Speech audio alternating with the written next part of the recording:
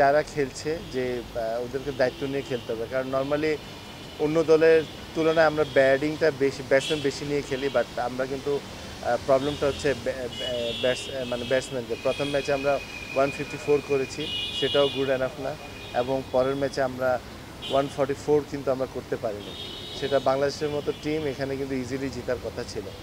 But আমার কাছে মনে হচ্ছে যে আপনার টু মাচ প্রেশার নিয়ে নিচ্ছে প্লেয়াররা। বাট প্লেয়ারদেরকে একটা জিনিস ভাবতে হবে যে প্রেশার কিন্তু প্রত্যেকটা স্ট্যান্ডার্ডে প্রত্যেকটা খেলায় থাকে, বাট সেটাতে আপনাকে কোয়ালিটি প্লেয়ার সেটাই হবে যে আপনার প্রেশারে ভালো খেলে।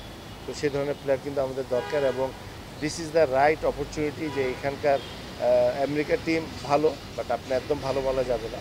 বাট এখানে যদি এই প্রেশারগুলো যদি আমরা নিতে না পারি, তাহলে বড় ম্যাচে আমাদের জন্য জিতাটা ডিফিকাল্ট হয়ে যাবে। সো এটা আমাদের রাইট টাইম যে এখানে এগুলো ডেভেলপ করতে হবে। সেটা তো আমার পক্ষে আমার বলা ডিফিকাল্ট, বাট আমার সময় আমরা we work as a family. আমরা প্রত্যেকটা ব্যাপারে মনে করেন যে প্রাধান্য দিয়েছিলাম, এবং সবাই কিন্তু হেল্প করতো। বাট ডেফিনেটলি এটাও কিন্তু এখন খারাপ সময় যাচ্ছে। এখন খারাপ যখন খেলবেন তখন কিন্তু আপনার অনেক নেগেটিভ জিনিসগুলো উঠে আসবে। তো ভালো খেলাটা হলো ভেরি ইম্পর্টেন্ট। ব্যাটসম্যানদের জন্য ভালো ইনিংস খেলা হলো ভেরি ইম্পর্টেন্ট। আদারওয়াইজ বড় একটা টুর্নামেন্ট সামনে, তার আগে যদি এই ধরনের আমরা পারফরমেন্স করি, সেটা কিন্তু কোনোদিন টিমের জন্য ভালো হবে না। আর যেটা হলো যে আমি সিরিজের আগে কিন্তু আমি বলেছিলাম যে বাংলাদেশ টিমের জন্য সিরিজের প্রথম ম্যাচটা কিন্তু ভেরি ইম্পর্টেন্ট, কারণ আমরা সবাই ভেরি এক্সাইটেড। আমাদের পেশেন্ট কম। আমরা পারফরমেন্স যদি শুরুতে খারাপ হয়, সেটা কিন্তু অল নেগেটিভ দিকে যায়, এবং শুরুতে যদি ভালো হয় তাহলে সব পজিটিভ হয়। তো আমাদের এখন একটা জিনিস বের করতে হবে যে আমাদের ম্যাচ জিতার অভ্যাসটা কিন্তু আনতে হবে। আদারওয়াইজ আপনি যে টাইপের প্লেয়ার ওই পারফরমেন্স কিন্তু করতে পারবেন না। আমি আপনাকে শুরুতে বললাম যে আপনার প্রত্যেকটা স্পোর্টসে কিন্তু প্রেশার থাকে। আপনি স্কুল লেভেলে খেলেন বা ইন্টারন্যাশনাল খেলেন, আপনার প্লেয়ার ওটাকে বলবে যে প্রেশারে ভালো খেলে। তো আমাদের যেটা দেখা যাচ্ছে, আমরা প্রেশারে কিন্তু ভালো খেলতে পারছি না। This is the biggest problem.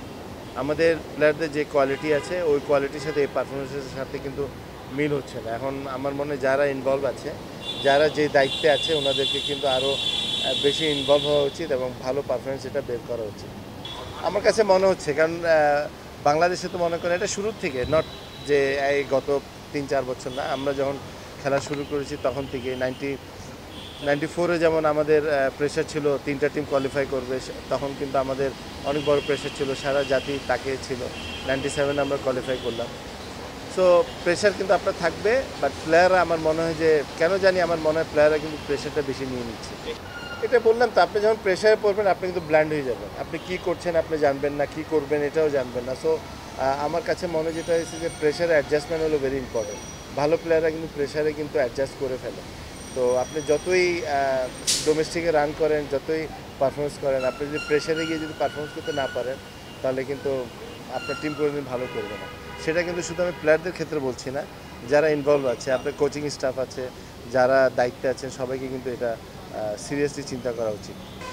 না, বাট আমার সত্যি কথা বলতে যে গত 2 বা জিম্বাবুয়ের সাথে যেভাবে আমরা খেলেছি, জিম্বাবুয়ের সাথে ব্যাটিংয়েরটা আপনার সেটা কিন্তু, এবং এই 2টা খেলা আমার কাছে মনে হয়েছে আমাদের যে কোয়ালিটি, আমি বলবো না যে আমাদের কোয়ালিটি একদম টপ ক্লাস, এটা কিন্তু বলা ঠিক না, বাট যে কোয়ালিটি আছে ওই কোয়ালিটির তুলনায় কিন্তু আমরা ভালো পারফরমেন্স করতে পারছি না, এবং এটার রিজন একটাই, নিজেরাই কিন্তু প্রেশারটা অনেক বেশি নিয়ে নিচ্ছি।